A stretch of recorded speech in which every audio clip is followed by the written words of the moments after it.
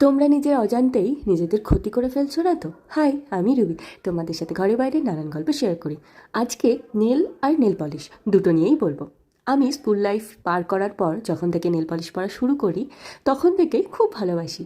হাতটা একটু বড় নেলস থাকবে, কালারফুল হয়ে থাকবে, কিন্তু স্কুল লাইফে ম্যামদের ভয়ে সেটা পড়তে পারতাম না।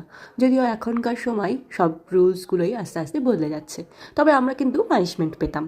তবে আস্তে আস্তে যখন কলেজে উঠি, নিজে নিজে সব কিছু দেখতে শুরু করি, তখন নিজে নিজেই বাড়ির যেগুলো জিনিস থাকে, দেশলাই কাঠি, সেফটি পিন, সব কিছু ইউজ করে ডিজাইন বানাতাম। এই নেল এক্সটেনশন ব্যাপারটা তখন এতটা ট্রেন্ডিং হয়নি, তবে আমার একটা পার্সোনাল ওপিনিয়ন আমি শেয়ার করছি, তবে আমি রিসার্চও করেছি। এই নেল এক্সটেনশনটা বারবার প্রতিনিয়ত না করানোটাই ভালো। খুব সিম্পলভাবে নিজে যদি নেলস বানানো যায় তবে কেনই বা করতে যাব। কারণ এর মধ্যে যে জেলগুলো বা অ্যাক্রিলিকগুলো ইউজ করা হয় সেটা যতই দামি হোক না কেন, সেগুলো নখের একটু না হলেও ক্ষতি করে।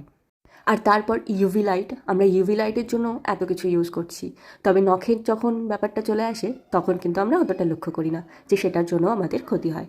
আর দীর্ঘদিন ইউজ করার পর যদি ভেতরে জল টল জমে যায় বা ব্যাকটেরিয়ার এফেক্ট হয় তখনও কিন্তু নখগুলোর ভীষণ ক্ষতি হয়।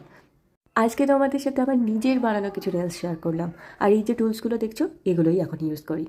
তো কেমন লাগলো সেটা কিন্তু কমেন্টে জানিও। আজ আসি, দেখা হবে তোমাদের সাথে আবার নেক্সট ব্লগে।